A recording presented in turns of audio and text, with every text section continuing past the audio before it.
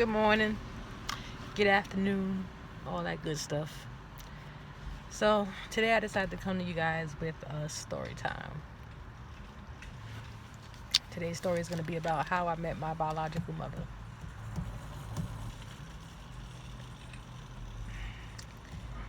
So when I was younger, I used to be real sensitive about talking about her. I was adopted when I was 8 years old. I was in 2 other foster homes before that. The second one I loved just as much. I'm not going to say I loved everybody, but I did love certain people in it. My grandmother, for one, and cousins and aunts and, people like that. I enjoyed them. I enjoyed that time. When I came to this family, I loved my adopted family. I love my mom, my sister, my father, my cousins, everybody in this family. Like I love everybody. But I still felt like there was something missing. Couldn't put my hand on it, or maybe I just didn't want to think about it back then. Maybe I was still too angry or too sad or whatever the case was. But when I was like 17, I want to say 17 or 18, my sister met her biological mother and her grandfather, and I still didn't know whether or not I wanted to. Like I know I wanted to, but at the same time, I was hurt. I was angry. I had a lot of different feelings and emotions. Like when I was in 9th grade, I don't know. I felt like in 9th grade, that's where my feelings and emotions really came out on how I felt about her. I really didn't know. Like I didn't know. So I had to write a paper in 9th grade, and it was an English class, and we was writing on the Langston Hughes poem "Mother to Son." I liked that poem. I did, and we had to write a poem to our mother, to our father, in relation to that poem. And guys, when I tell y'all that poem was so crazy, like the emotions that I had when it came out on paper, like I was like, dang, I got a lot of hate, a lot of different hate. Like it was crazy how I felt back then. And I remember I had some friends. One of my friends that I was closest with in high school, her name was, for this story, I'm gonna call her Cookie. And we used to talk. Like she told me stories of how, her meeting her father for the first time, or her relationship with her father, and how it wasn't so good all the time. Well, how she didn't have a relationship with him, so she had, a little hate towards him too, and I had the hate towards my mom. So that's how we kind of bonded. And we used to talk about it, but we never talked about it in depth. Everybody knew that was a sticky situation. That was just a touchy situation with me. And so we never, like us being friends for all of the years, we never really said anything crazy. I remember at the end of my 9th grade year, because that's when, like I said, it all started. I remember at the end of my 9th grade year, me and her stopped. We had a falling out. That's another story time. But we had a little falling out.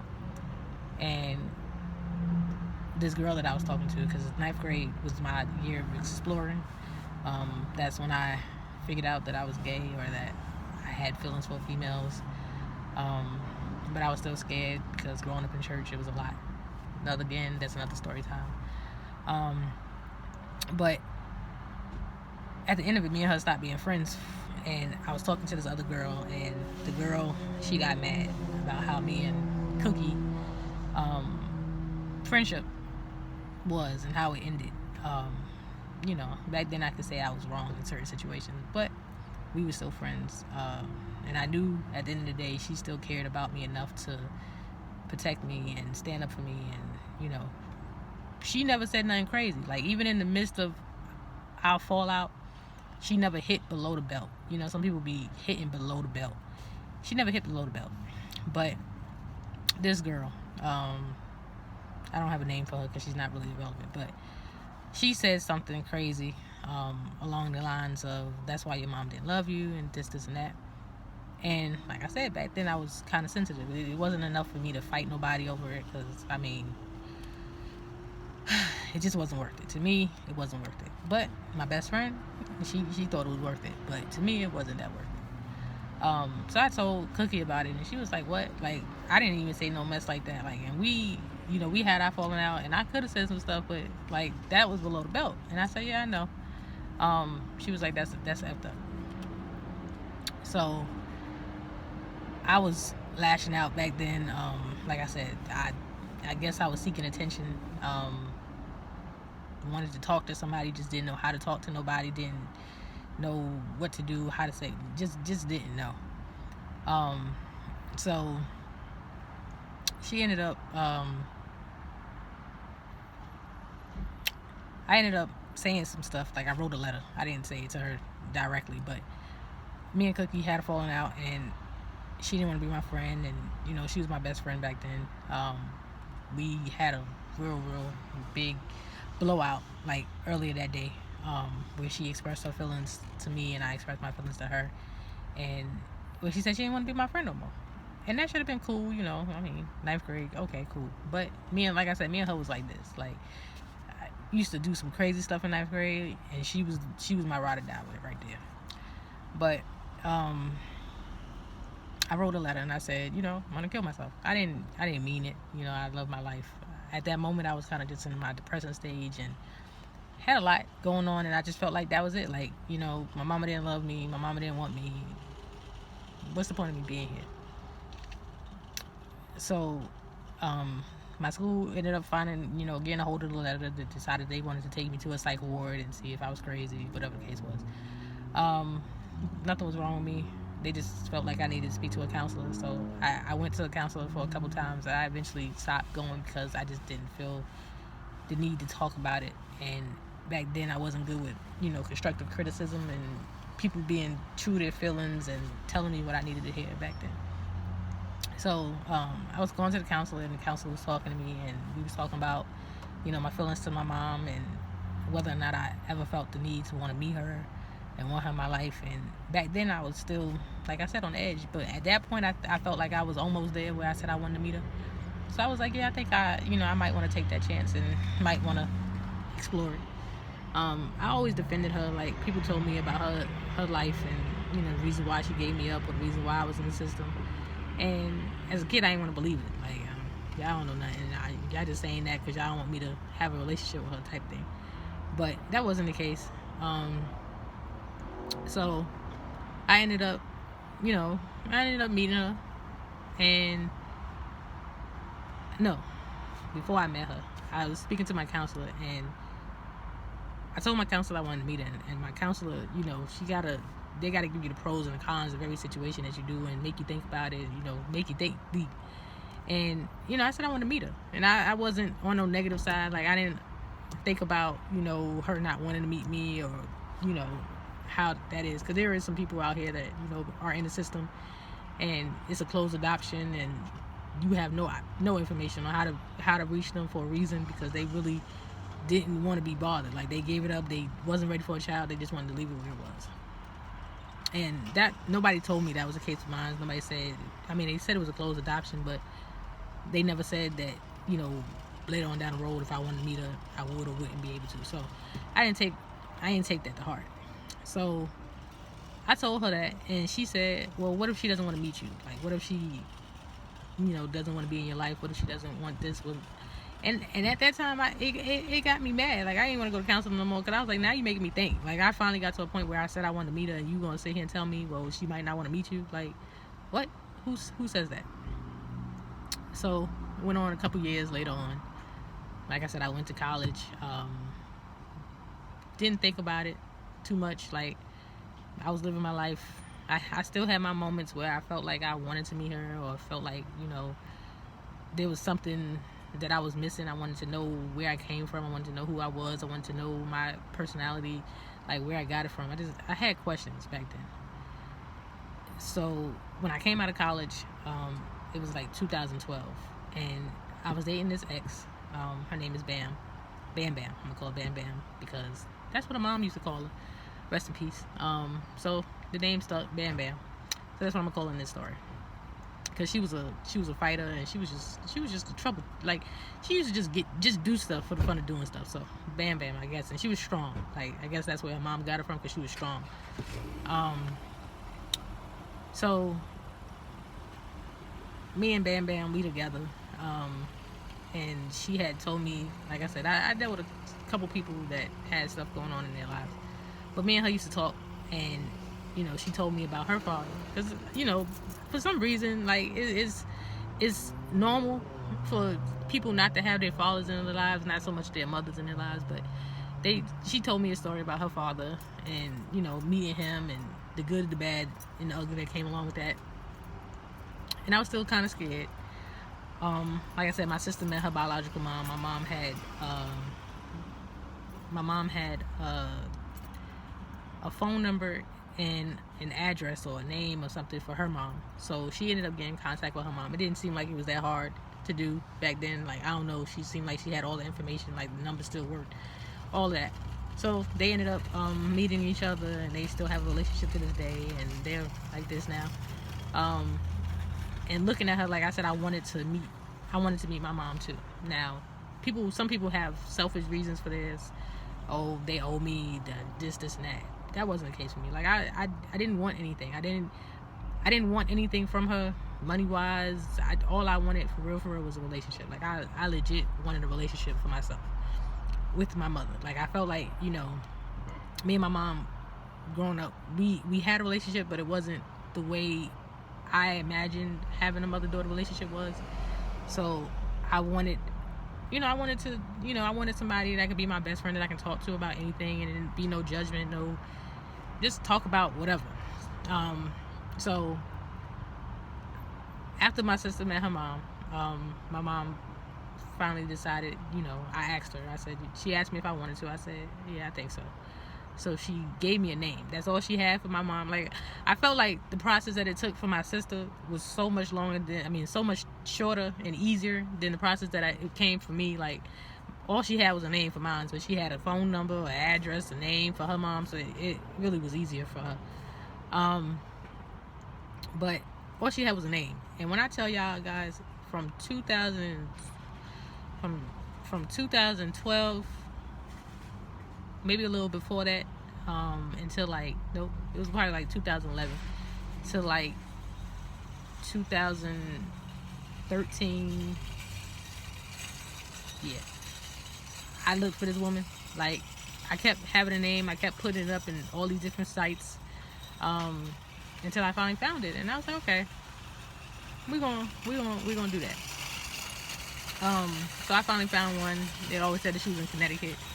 But I didn't have no phone numbers for her. Like, I had a name, I had an age, I had a location, just didn't have a phone number. That was my only stopping ground. So one night, I was sitting here, I was at Bam Bam's house, and just chilling. And I was just playing around on the computer. And when I tell y'all, I called different people, like, I added people on Facebook, I was doing the most. Like, I was texting people. Wasn't looking at the time, y'all. Like, some of these people I was calling late at night, and I wasn't looking at the time. It was just one of those, I wanted to find her, and I was determined, and I didn't care what time it was, I was gonna find her. So I had did that for a while. I finally found this site. It told me to pay $1 for unlimited access to find out their name, phone number. I couldn't find her directly, but I found my grandmother. I had a phone number for my grandmother, a name for my grandmother. So I decided to say, okay, I'm gonna try it. Now, before that, I had tried about 3 or 4 other people, and I gave them the whole story, my name, where I was from, all that good stuff, my birth name, my name now. And I finally got my grandmother's number, and I called it. Like I said, this was late. It was probably like, now this is probably about, like, I had did the one that was like 12 o'clock in the morning, 11, 12. The next day I did it again, and then I think it was like 10, 11 o'clock when I finally got a hold of my aunt. It was my grandmother's number, but my aunt answered. My grandmother at the time happened to be in the hospital. I guess at this time she was still going through her health issues. So got the phone number, called, gave my introduction, hey, this is Tiffany. My name, my age, my mother's name, said I was adopted, trying to find my birth mom. And my aunt was so excited. She was like, "Oh my God, we've been looking for you. We've been looking for you, all this time." And I ain't question it. Like, I don't know. Maybe you have, maybe you haven't. But like I said, I had my reservations behind it because, like I said, I had some questions. So she was like, "Yeah, your mom lives in Connecticut, but she should be coming down to see my mom. She's in the hospital. Y'all should meet." So the next day, she called me back. This was Saturday night. Sunday night, me and my best friend, me, Bam Bam, and my best friend, me and my best friend, we all went to church, and I had got a call from my aunt again. And I was telling my best friend about it because, she was one of the people that was there and she understood this experiment too.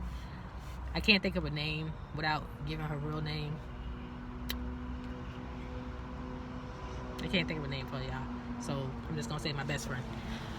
Or my bestie. So my bestie, she was there with me and she was like, I'm excited for you, like what you got planned? Like, are you nervous? Are you scared? Are you sad? Like, I had so many different emotions. Like, I was nervous. I was a nervous wreck, y'all. Like, I was a nervous wreck. So we had just got out of church and we was looking around because later on I found out that my grandmother didn't live that far from where Bam Bam lived. And I was like, that's crazy. Like, she's this close to me. Like, and when I say, y'all, she was close, like, she was close. Like, Bam Bam lived in the Bronx. She lived in the Bronx. And my grandmother lived in the Bronx. They lived maybe about, in a car, maybe like 10 minutes away from each other. So my aunt called me back and she was like, "Hey, your mom is in town. She would love to meet you. We can come meet up with you today." Now, I did not think, and I tell y'all this now, I did not think that it was all going to happen in like a 2-day span, 24-hour span. I really did not think it was going to happen like that. But I was excited because it didn't take that long. So when I met my mom, like, the first thing that happened was she called me, and I was self-conscious about people questioning my sexuality, and them saying anything negative. Like, what if she says something crazy about me being gay and says, "Oh, this and that?" And I was real skeptical about that. First thing she did, she said something about me being gay. What's this I hear about my daughter being gay? Now, I was on defense mode off back because that was the wrong way just wrong way. And I was like, "Yeah, I'm gay. Like, what you gonna do about it? There ain't nothing you can say or do to change it. Like, this is me. Don't come in trying to change it now. This is what I am. This is what makes me happy. This is what makes me cool." Later on down the road, she came back to Bam Bam's house and she met, Bam Bam and her mom, rest in peace. And it was a cool experience. Like, I appreciate Bam Bam and her mom because they didn't have to let me do it there, but they did. Like, they was there the whole way through. They was excited for me. They was there, tried to make me feel as comfortable. Her mom opened up her doors for them to come. Like, they didn't have to do all that. Like, that was my experience, and they didn't have to do it because they didn't know the people from Adam, but they still was like, okay, she can come. So the day I met my mom, my aunt, my cousin, one of my cousins, she was in the military, my little cousin, and my aunt's baby father. And they was all cool. I could tell something was off from my mom. Like, I really couldn't tell it from my aunt at the time, but I could tell something was off from my mom. But still taking it weird. Like, oh, okay. Now, I don't know why. Like, I had a lot of expectations as to what I expected my mom to be like her personality, her job wise. Like, I figured that she'd be this, hardworking woman, because I'm a hardworking woman. This jolly person or this happy person. I mean, she was happy, don't get me wrong. She's a sweetheart. Me and her have that in common. Just no. So I met her. We came and we talked to each other, and she asked me a couple questions about myself, and we got try to get to know each other. I didn't think too much about it. Like, I didn't know too much. I didn't know what her lifestyle was. Like, they told me about it, but I didn't know at that moment because she looked normal to me. So a couple days go by. I said, okay. Like I said, they live close to me, so I tried to go around and, you know, build this relationship, meet my aunts. I wanted to meet my grandmother. They wanted me to meet her, but I don't do hospitals. So I was like, I'll wait for her to get out the hospital before I meet her. Like, I didn't feel like the first time I meet you should be in the hospital. I didn't want that. So I waited for her to get out the hospital. So me and my aunt, my cousin, we went back to my grandmother's house. And we were sitting there talking, having a good time, laughing, joking, you know, finding stuff out. I asked them some questions about myself. I mean, about them, like my nationality, stuff like that. Anybody sing or any talents or anything like that I don't know about, any health issues. I just asked all the questions that, you know, I wanted to know. I couldn't ask the question that I wanted to know, but I did ask that question. So later on, I found out that my aunt was an alcoholic and a drug addict, and my birth mom, she's a drug addict. No judgment. I still loved her. You know, she was open to having a relationship with me, so I was open to receiving it. No judgment. You know. Later on, as I got to know her, as I got to know who she was and what she did, I still loved her. Like, my heart was open wide. Like, it was there. But I couldn't have the relationship that I wanted because she was a drug addict.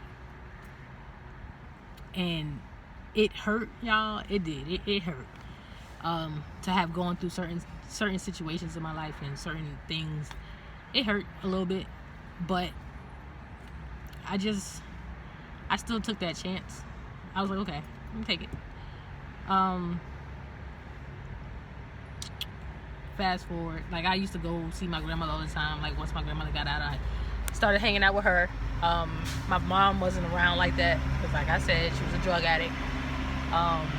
So I was like, normally when I went to go see her, she wasn't there around, but my grandmother was around, or my aunt was around, or my cousins was around. So I had time to ask them questions that I couldn't ask her. And I asked my grandmother because, y'all, I remember certain things of my childhood. Like, people were like, oh, you don't remember? I remember. Like, I can tell you detail for detail of it. It's not me making it up. This is legit what happened. So when I was about to get adopted into this family, my mom decided to switch companies. Don't remember the name of the company that I was with. One of them I remember is Edgar and Allen or something like that. I don't know if that was my first one or my second one, but that's the only one I remember. But me and my sister had two different agencies that we were in when I was getting adopted. She was also adopted, so she still had her agency that she dealt with, and I had mine. My mom wanted us to have the same company or whatever, so we ended up switching agencies. So one day we was down there, and my mom, I guess, was signing papers. I don't know the whole process. I guess she was signing papers or whatever was needed to go on and get it straight. And my grandmother came. Now, at the time, I didn't know it was my grandmother. I wholeheartedly did not know it was my grandmother. Like I said, I had for years had in my mind that it was my mother because I was young. Like, at that time I was 7. I got adopted when I was 8, but I was 7 when when all this stuff was going on. So while we at the agency, I was running around being a kid, and my caseworker, she had came up to me and she was like, Tiffany, I want you to meet somebody. I said, okay. So she introduced me. She said, this is in my head, she said mother. But what she said was, this is your grandmother. And for years, that part stuck in me. And I guess that's why the anger and the hate came too. Because you were in my face. Like, you was there, face to face with me. And back then, I didn't understand, like, you just can't just take a child. You got to show the courts and all that stuff that you're fit to raise a child. But I didn't know that as a kid, and that wasn't what was on my mind. I just knew you didn't fight for me enough. That's all I knew. You didn't fight for me enough. You didn't want me. You made somebody else raise me. You had a chance. Like, you was there. You could have raised me. All I knew. So that was what I had in my head. So I eventually asked my grandmother when I met her. I said, I remember this when I was a kid, and I told her how it was. And she told me, she said, I wanted to take you in. That was me. It wasn't your mom. That was me. I used to try to, make sure I knew everything that was going on with you, everything. I wanted to know where you was at and stuff. So I was like, okay. She said, I used to pop up, but you didn't see me, and, asked about you and stuff, just so I knew. She said, your mom was on drugs. She was a drug addict since she was 16. And they had found drugs in the system, and they told her that if she didn't stop, they was going to take her. They told her that if she didn't stop, that they was going to take me. And my grandmother was like, at that time, I wasn't in a stable spot to be able to raise you. Yeah, that's what she said. I wasn't in a stable spot to raise you. And I, now it don't matter. Back then, when she told me, I was in a better spot, so I was okay with it. But I mean, and I at least got the answer that I wanted. Like, it may not have been the answer that I wanted, but I got an answer. Couldn't be mad at her. She said, I wanted to raise you. I wanted to help your mom. I told her that, if she really was serious about this, that I would, help her. Like, I was working 2 jobs. I couldn't do it on my own, but if she was willing to do it, I would help her. Drugs was more important to my mom back then, and it still is to this day. It still is to this day. I ended up meeting, I'm the oldest of 5 kids. I met my youngest sister. At the time, she was 13. She was 13. No. Yep. Nope. She was like 11, 12. So I met her, and, we bonded, and we looked just alike. Me and my mom looked just alike. We, like that. So I met my sister. She came down, and the hurt that I seen on my sister, because she had to experience it. Like, me and 3 of my siblings were all in the system at the time, except for one, the youngest one. She lived with her father, and she used to come down to the city. Like, my mom was still in her life. She used to come to the city and visit my mom sometime, and come down for the holidays, visit my grandmother, see my little cousin, and they, hung out together. It wasn't nothing crazy. And I remember one time when my sister came to visit, I think it was like a spring break time, and I remember my mom not being there, and I had been there for a couple hours. Like, I had been there for about 5-6 hours, just chilling with my grandmother, with my cousin. I wasn't in no rush.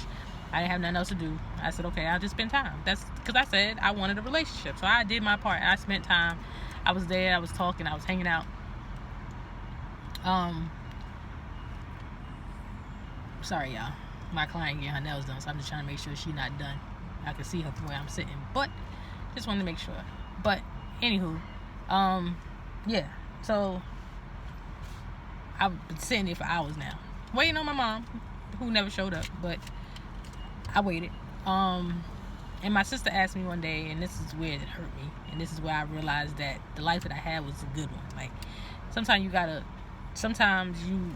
God will put you in situations that you don't understand, but it will be good for you in the end. And that's how I feel about this situation now. Like, I love my mom. I don't blame her for my youth. I don't blame her for the time that she missed in my life. I don't blame her. Like, I don't hold no resentment towards her. At one point in time I might have, but as all of this showed itself, I realized, like, I was better off where I was. But my young sister, she said, why doesn't mommy love me? Like, why doesn't mommy love me? Why is she here? And that broke me all by itself. Like, you're 11 years old, and you're wondering the question that I had growing up, and to know that you have her in your life, but she's not present the way she needs to be. Yeah. So, fast forward, I moved out of state. But I would come back, from time to time. When I first moved down here, I used to come down like once a year to visit special holidays. Not holidays, but just certain events, or just pop up just because I wanted to come. Just come just because. And I didn't see her anymore after I left. She was staying in Connecticut with her father, and eventually she ended up going in the system because she felt that was best for her as well. She put herself in the system, y'all. Like, she knew that wasn't the life that she wanted. she didn't need to go through this. She was stressing. She didn't need to go. Now, when I met my sister, she had a younger sister, and I love both of them. Like, they're my little. I love both of them. Even my not sister, I still claim her as my little sister. I moved down here. In my first 3 years, we talked maybe like once or twice. She was never home. Anytime I called, I can't never get on the phone. Can't never get her on the phone. Always got my grandmother, always got my aunt, but could never get her. They were like, oh, she was just here. Oh, she just left. Never called me back. Did that for a while. Then we talked for a little bit. Then we stopped talking, and it fell off. My mom went to jail, I want to say 3 years ago. And she just popped back into my life. Like, my uncle called me, was like, hey, your mom is trying to reach you, da-da-da. Okay, cool. So, she came. I mean, I talked to her. And y'all, I don't do jail. Like, that was one of my problems. Like, I do not do jail. Had friends that was in jail. They had people in jail. I don't do that. Like, I don't like the visits. It take too long. The process is too long. The requirements, everything just too long for me.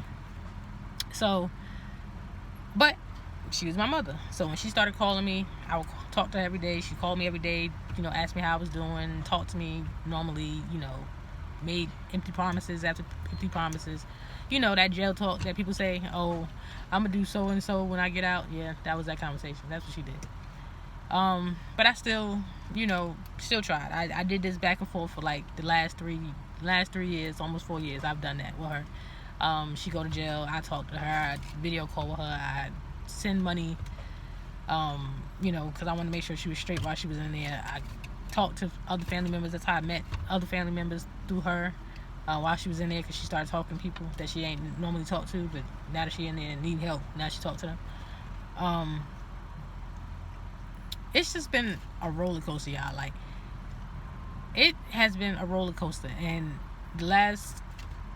this year, the year just started, but this year, I really had to step back. Like, I had to step back and realize that I wanted to have a relationship with her, but you can't have a relationship with somebody that's on drugs.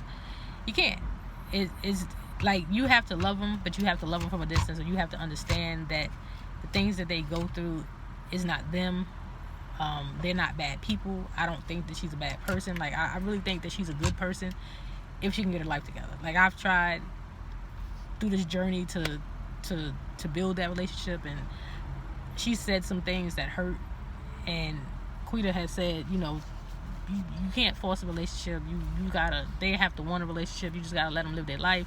You gotta understand that it's not them, that this is the drugs, all of that. People all over the place. Like, it's been times that I wanted to call the police on my mama myself, not because I wanted to be that daughter, but because, to me, like, I was worried. Like, I was legit worried about her. My mom has diabetes, and she wasn't taking her medicine. Like, when she's high, she's not taking her medicine. She's not thinking about medicine. She's not thinking about anything. She's just doing whatever. But when she's in jail, you're forced to do and, follow the guidelines and take your medicine like you're supposed to. So I felt, getting normal checkups and stuff. So I felt like that was a good spot for her, because I knew at least that she was getting the help that she needed. She was on her medication. She was eating the way she needed to. When she get out, she don't take her medicine. She get high, don't take it for 3, 4, 5 days, whatever the case is. So the back and forth, it was stressful. And I can honestly say now I'm at peace. Like, it took me a minute. It took a lot of stuff to happen in this last year for me to sit here. A lot of tears for me to finally say, I got to step back. I got to step back and trust God. And when she is ready, when God is ready for her to change, and when she's finally got to that point where she says, I don't want to do this no more, and I want a relationship with you for real, I'm going to be here, but I can't be here while you going through that, because the back and forth, the pain that comes along with it, y'all, it's not worth it. Like, I'm not going to ever tell y'all to turn your backs on somebody that's on drugs, because at the end of the day, we can't judge nobody. If you say you love somebody, you got to have that unconditional love and be there for them and, support them. And I did that, y'all. Like, I felt like I gave all that there was to give in that relationship, and I felt like it was one-sided, and I had to remove myself from the situation. Like, right now, if she called me, I'll answer my phone and I'll talk to her. However, I'm not going to I'm not going to go crazy or worry about her. People call me and say, oh, she's doing this, and that. I don't have the patience to keep worrying about her because this is what she chooses to do. Like, she'll get help, she'll stay somewhere for a couple days or a couple months or try to get clean, and then she'll go back. Like, when she gets stressed out or when she feel like she can't have her way or whatever, she'll decide, okay, I'm gonna do this. And I just can't. But y'all, meeting my mom was a journey. I'm glad I took it. Like I said, I don't hold any resentment towards her. I forgave her for anything that I felt, you know, growing up. At this point in time, I feel like I have my life together. I've never been to jail, never been pregnant, never been on drugs. And I'm being patient, y'all. I'm being patient. I thank God. I thank God, y'all, that, you know, I experienced what I experienced, because I can appreciate now where I've been and where I'm going. I can appreciate where I've been and where I'm going. So, y'all, I'm going to end this video here because my client is ready now. I hope y'all enjoyed the video. Lesson learned. Never force a relationship with anybody. Don't matter who they are.